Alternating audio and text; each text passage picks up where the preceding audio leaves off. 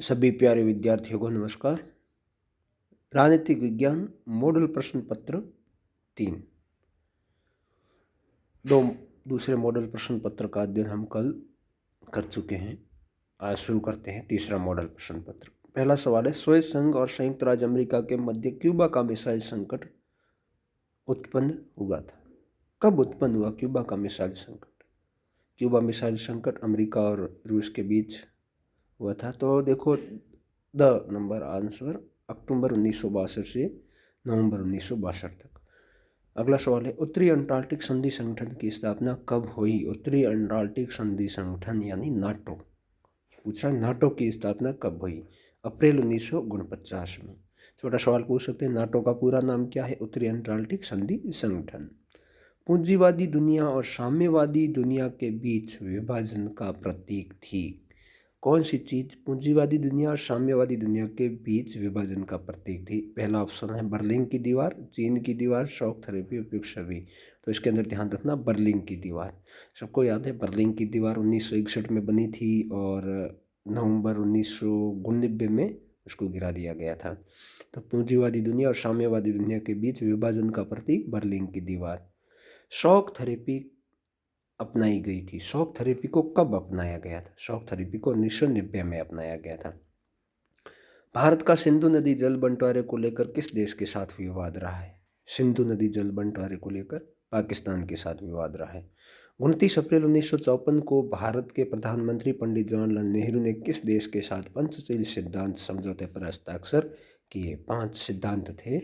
अनाक्रम वाला, एक दूसरे के ऊपर हस्तांतरण नहीं करना, हमला नहीं करना, वो तो इसके अंदर आंसर होगा चीन के साथ समझौते पर हस्ताक्षर किए थे। द्वितीय पंचवर्षीय योजना की प्राथमिकता का विषय क्या था? द्वितीय पंचवर्षीय योजना की प्राथमिकता का विषय उद्योग था। पहली पंचवर्षीय योजना का प्राथमिकता का विषय कृषि था। 1951 से 56, 56 से 61 द्वितीय पंचवर्षीय योजना।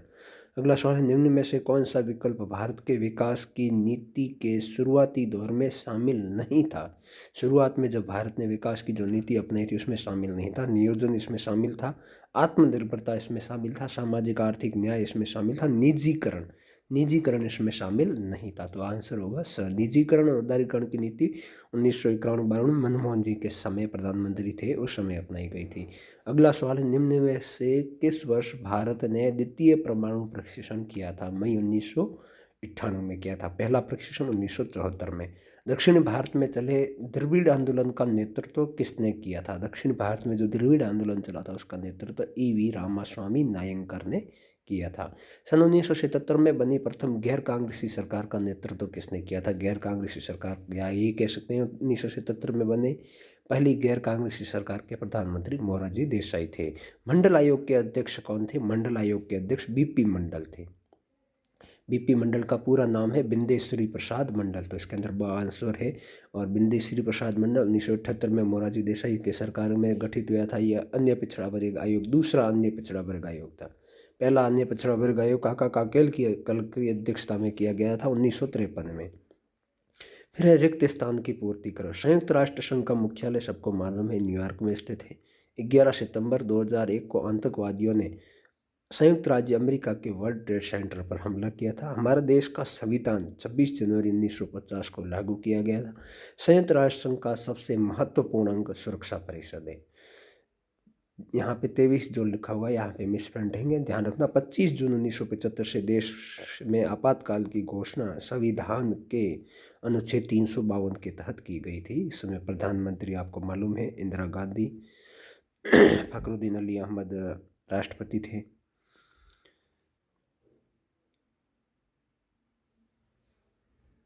भारत में नई आर्थिक नीति सन 1991 में लागू की गई थी। अब अति लघुत्रात्मक सवाल, 1999 में घटित इस घटना की पहचान कीजिए जिसके कारण दूसरी दुनिया का पतन और शीत युद्ध की समाप्ति हो गई थी।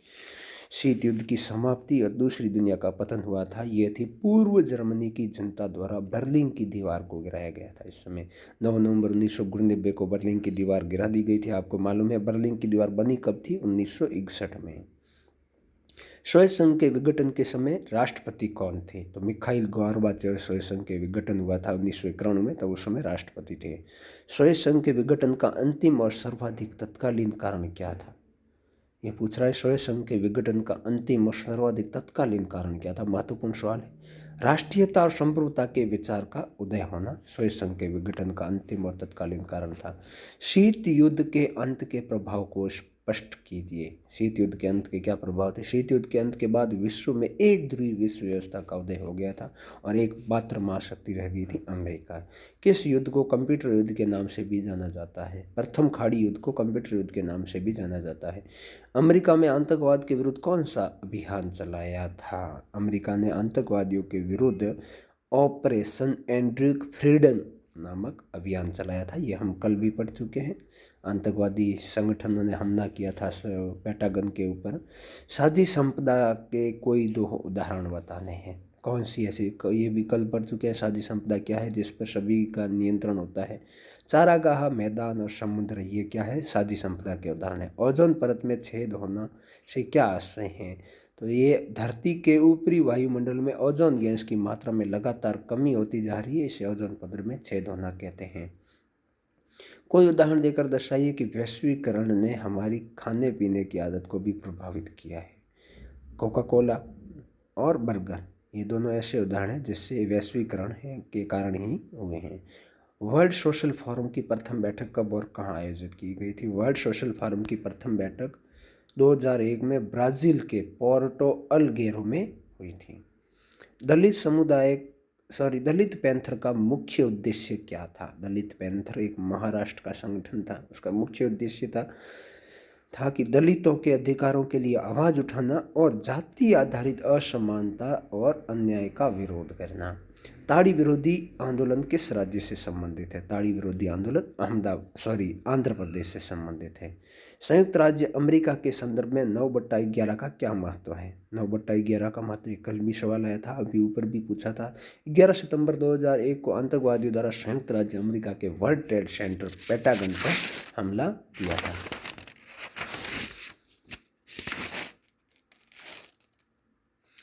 इस घटना के पश्चात अमेरिका और दूसरे अन्य देशों की सरकारें आतंकवाद पर अधिक ध्यान देने लगी। हालांकि आतंकवाद कोई नवीन परिघटना नहीं थी कि पूर्व में ही आतंकवाद की अधिक घटनाएं मध्य यूरोप, लातीन अमेरिका और दक्षिण एशिया में भी खूब हुई थी। और स्थिति के बाद अमेरिका ने आतंकवादियों के खिलाफ विश्वव्यापी अभियान छेड़ दिए थे। तो ये 2 नंबर का सवाल है, 50 शब्दों में इसका आंसर देना है। भारत और नेपाल के संबंधों पर टिप्पणी लिखनी है। भारत और नेपाल के संबंध कैसे थे। भारत और नेपाल के संबंध हमेशा ही मधुर रहे थे। दोनों देशों के मध्य एक संधि हुई थी और इस संधि के तहत दोनों देशों के नागरिक एक दूसरे के देश के बिना पासपोर्ट और वीज़ा में आ जा सकते हैं तथा काम कर सकते हैं।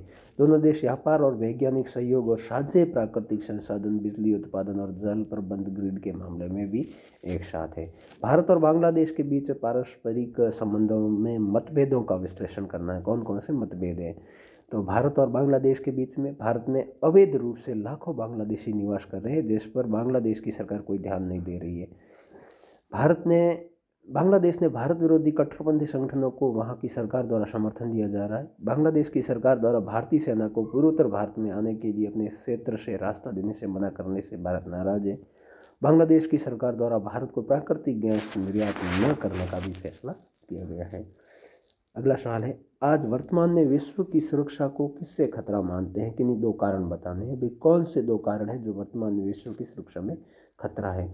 मैं वर्तमान में विश्व सुरक्षा को युद्ध, वैश्विक तापवृद्धि, अंतर्राष्ट्रीय आतंकवाद, निर्धनता, एड्स, बर्ड फ्लू, कोरोना जैसी महामारी, शरणार्थी समस्या, प्रदूषण, मानवाधिकार का उल्लंघन आदि को खतरा मानते हैं। तो ये इसमें से किसी 2 का आपको उल्लेख करना है भी क्या है। जैसे वैश्विक तापवृद्धि के बारे में लिख सकते हो, आतंकवाद के बारे में लिख सकते हो, किसी के बारे में आप लिख सकते हो। आपके दृष्टिकोण से क्योटो प्रोटोकॉल से विश्व को होने वाले 2 लाभ की व्याख्या करनी है। क्योटो प्रोटोकॉल जो हुआ था पर्यावरण से संबंधित पृथ्वी सम्मेलन के अंदर, तो क्योटो प्रोटोकॉल एक अंतर्राष्ट्रीय समझौता है। तो इस दृष्टिकोण से विश्व को कौन कौन से लाभ हो सकते हैं। जैसे औद्योगिक क्षेत्र में ग्रीन हाउस गैसों के उत्सर्जन की दर को कम करने, जो वैश्विक तापवृद्धि का एक बड़ा कारण है। वैश्विक तापवृद्धि की दर में कमी होने से विश्व के तापमान में भी कमी आएगी, जो पृथ्वी पर जीवन के लिए वरदान सिद्ध होगा। अगला सवाल है, वैश्वीकरण के किन्हीं 4 लाभों का उल्लेख करना है। वैश्वीकरण से आपको क्या लाभ मिलते हैं? वैश्वीकरण से अंतर्राष्ट्रीय वित्तीय क्रियाकलाप में तेजी आ जाती है। वैश्वीकरण से अंतर्राष्ट्रीय बाजार का प्रादुर्भाव होता है। व्यापार का तीव्रता से विकास होने के कारण इसमें बहुराष्ट्रीय निगमों का अधिक विकास होता है। राष्ट्रीय अर्थव्यवस्था के विश्व अर्थव्यवस्था के साथ एकीकृत होने की वजह से औद्योगिक और भौगोलिक और राजनीतिक गतिरोध समाप्त हो जाता है। संयुक्त राष्ट्र संघ के संगठन और प्रक्रिया में सुधार के कोई सुझाव देने, आप कैसे सुधार कर सकते हो? तो आपको कल ही बताया था कि सदस्य संख्या में वृद्धि करना है, निषेधाधिकार वीटो पावर को समाप्त करना और उसको सीमित करना, और समान सदस्यता प्रदान करना। अगला सवाल है, भारतीय जनसंघ की विचारधारा को समझाना है। भारतीय जनसंघ आपको मालूम है 1951 में श्यामा प्रसाद मुखर्जी द्वारा इसकी स्थापना की गई थी। इनकी विचारधारा क्या थी? जनसंघ में भारत और पाकिस्तान को एक करके अखंड भारत के निर्माण की बात की गई है। जनसंघ भारत पाकिस्तान के जो खंड का विरोध करता था। जनसंघ ने एक देश एक संस्कृति और एक राष्ट्र के विचार पर बल दिया है कि एक देश है तो एक संस्कृति होनी चाहिए, एक राष्ट्र होना चाहिए। इसका मानना है कि देश भारतीय संस्कृति और परंपरा के आधार पर आधुनिक, प्रगतिशील और शक्तिशाली बन सकता है। अगला सवाल है, दल बदल से दल बदल का क्या अर्थ है? आपको मालूम है, कल भी ये पढ़ चुके हैं। जब कोई जनप्रतिनिधि किसी विशेष राजनीतिक पार्टी का चुनाव चिन्ह लेकर चुनाव लड़े और वो चुनाव जीत जाए और अपने स्वार्थ के लिए या किसी अन्य कारण से अपने दल को छोड़कर किसी अन्य दल में सम्मिलित हो जाए तो उसे दल बदल कहा जाता है। ये सवाल 100% हर बार परीक्षा में आता है। भारत में सन 1967 के आम चुनाव के परिणामों को राजनीतिक भूचाल की संज्ञा क्यों दी है? 1967 में जो परिणाम आए थे, इसमें राजनीतिक भूचाल की संज्ञा क्यों दी गई? 1967 के चुनाव परिणामों में कांग्रेस को राष्ट्रीय और प्रांतीय स्तर पर जोरदार झटका लगा था। इसके मत प्रतिशत और सीटों में भारी गिरावट दर्ज की गई थी। अब से पहले कांग्रेस को कभी न तो इतनी कम वोट मिले थे और न ही इतनी कम सीटें मिली थी। इंदिरा गांधी के मंत्रिमंडल के आधे मंत्री चुनाव हार गए थे। तत्कालीन अनेक राजनीतिक पर्यवेक्षकों ने चुनाव परिणामों को राजनीतिक भूचाल या राजनीतिक भूकंप की संज्ञा दी थी। दल आधारित आंदोलन से आपका क्या अभिप्राय है? उदाहरण दीजिए। ऐसे आंदोलन जिन्हें शक्ति मुख्य राजनीतिक दलों से प्राप्त हो दल आधारित आंदोलन कहलाते हैं। किसी भी दल का यदि समर्थन होता है तो वो दल आधारित आंदोलन है। मुंबई, कोलकाता, कानपुर जैसे बड़े शहरों में औद्योगिक मजदूरों के बीच मजदूर संगठनों के आंदोलन का बड़ा जोर था। सभी बड़ी पार्टियों ने इस वर्ग के मजदूरों को लामबंद करने के लिए अपने अपने मजदूर संगठन बनाए। स्वतंत्रता के पश्चात के प्रारंभिक वर्षों में आंध्र प्रदेश के तेलंगाना क्षेत्र में किसान कम्युनिस्ट पार्टियों के नेतृत्व में लामबंद हुए थे। उन्होंने काश्तकारों के बीच जमीन के पुनर्वितरण की मांग की थी। आंध्र प्रदेश, पश्चिम बंगाल, बिहार के कुछ भागों में किसान और मजदूरों ने उसका अपना विरोध प्रदर्शन जारी रखा था। अगला सवाल है, क्षेत्रवाद या तथा पृथकतावाद में अंतर स्पष्ट करना है। क्षेत्रवाद क्या है और पृथकतावाद? क्षेत्रवाद से अभिप्राय किसी देश के उस छोटे से क्षेत्र से जो सामाजिक, आर्थिक, राजनीतिक और औद्योगिक कारणों से अपने अलग अस्तित्व के लिए जागृत है। क्षेत्रवाद केंद्रीकरण के विरुद्ध क्षेत्रीय इकाइयों को अधिक शक्ति और स्वायत्तता प्रदान करने के पक्ष में है। जबकि पृथकतावाद या अलगाववाद से अभिप्राय संपूर्ण इकाई या राज्य से कुछ क्षेत्रों को अलग करके स्वतंत्र राज्य की स्थापना की मांग करना। क्षेत्रवाद की उग्र भावना ही अलगाववाद को क्या देती है? जन्म देती है। 2 नंबर का अगला सवाल है, पंजाब में सामान्य स्थिति बहाल करने में राजीव गांधी लोंगेवाला समझौता कहाँ तक सफल रहा? लोंगेवाला और राजीव गांधी के बीच में जो समझौता हुआ था पंजाब, ये भी पूछ सकते हैं, राजीव गांधी लोंगेवाला समझौते का संबंध किस राज्य से? पंजाब से। पंजाब में सामान्य स्थिति बहाल करने में राजीव गांधी लोंगेवाला समझौता, पंजाब समझौते के नाम से भी जानते हैं इसको, एक महत्वपूर्ण कदम साबित हुआ। समझौते से शांति बहाली तत्काल तो नहीं हुई थी, किंतु धीरे धीरे स्थिति सामान्य हो गई थी। समझौते के अनुसार चंडीगढ़ पंजाब को दे दिया गया था, जाना था। एक अलग आयोग बनाए जाने की बात की गई थी। रावीवास के पानी के बंटवारे के बारे में भी निर्णय करने के लिए एक न्यायाधिकरण बैठाने की बात हुई थी। उग्रवाद से प्रभावित लोगों को मुआवजा देने की भी सहमति बन गई थी और साथ ही पंजाब से विशेष सुरक्षा बल अधिनियम भी वापस लेने की बात पर भी सहमति बनी थी। अगला सवाल है, वो 3 नंबर का है कि मिश्रित अर्थव्यवस्था का अर्थ और विशेषता बतानी। तो आपको मिश्रित अर्थव्यवस्था किसे कहते हैं? भारत ने कौन सी अर्थव्यवस्था अपनाई थी? पूंजीवादी और साम्यवादी दोनों का मिश्रण करके उसको मिश्रित अर्थव्यवस्था। और उसकी विशेषता क्या थी? जैसे सार्वजनिक और निजी क्षेत्र में कैसी थी, लोकतांत्रिक व्यवस्था उसमें कैसी थी, मिश्रित अर्थव्यवस्था के अंदर, और लाभ क्या थे, मूल तंत्र पर नियंत्रण क्या था। तो ये आपको अपने आप आपको लिखना है। तो ये सवाल अच्छी तरह से हमारे कॉपी में किया हुआ है। भारत की विदेश नीति में गुट निरपेक्षता का महत्व बताइए, और भारत में गुट निरपेक्षता की नीति क्यों अपनाई। विदेश नीति गुट निरपेक्षता का क्या महत्व है। गुट निरपेक्षता का अर्थ मालूम होना चाहिए, किसी भी गुट में शामिल नहीं होना, अपना स्वतंत्र अस्तित्व रखना। गुट निरपेक्ष नीति भारत ने क्यों अपनाई थी। भारत किसी भी गुट में मिलने और उसका मतलब कह सकते हैं कि पिछड़ लंगू बनने से राष्ट्र की स्वतंत्रता कुछ हद तक अवश्य प्रभावित होती है। भारत ने अपने को गुट संघर्ष में शामिल करने की अपेक्षा देश के आर्थिक और सामाजिक राजनीतिक प्रगति पर ध्यान देने की ज़्यादा जोर दिया था। 1977 में केंद्र में विपक्षी दलों की सरकार बनाने के कारणों की व्याख्या करनी है। और अगला सवाल है, गठबंधन की राजनीति किसे कहते हैं, और भारत की राजनीति को किस प्रकार प्रभावित किया है। गठबंधन, गठ जोड़ना, जैसे एक या एक से अधिक दल मिलकर जो सरकार चलाते हैं उसे गठबंधन कहते हैं। और किस प्रकार भारत को प्रभावित किया है। ऐसे राष्ट्र राजनीति में चुनाव से पूर्व और पश्चात काफ़ी प्रकार की सरकारें गठन हो जाती है। राष्ट्रपति चुनाव हो या कोई भी हो, फिर उस गठबंधन की राजनीति क्या है, प्रभावित करती है। 1990 के बाद लगभग सभी पार्टियों ने गठबंधन किया है। कभी बीजेपी ने किया और कभी कांग्रेस ने किया है। बीजेपी ने उसके बाद एनडीए का गठन किया था।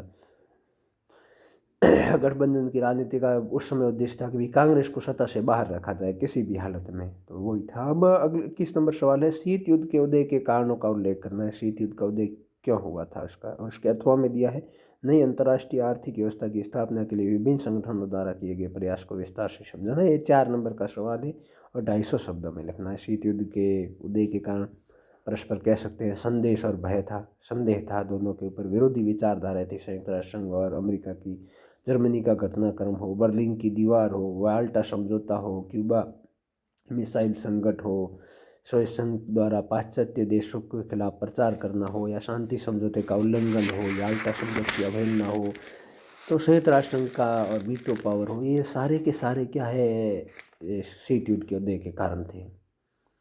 अगला सवाल है, आज की चीनी अर्थव्यवस्था नियंत्रित अर्थव्यवस्था से किस तरह अलग है, और इसके अथवा में दिया है यूरोपीय संघ या जापान या संयुक्त राष्ट्र संघ। इसके ऊपर टिप्पणी लिखनी है। यह है 22 नंबर सवाल। और अगला सवाल 4 नंबर का बहुत ही महत्वपूर्ण है और अच्छी तरह से हम क्लास में कर चुके हैं। हर लगभग परीक्षा या प्री बोर्ड उसके अंदर मैंने आपको दिया है। और ये सवाल सबसे महत्वपूर्ण है इस पाठ का। देशी रियासतों के एकीकरण में सरदार वल्लभ भाई पटेल के योगदान को आपको क्या करना है, स्पष्ट करना है।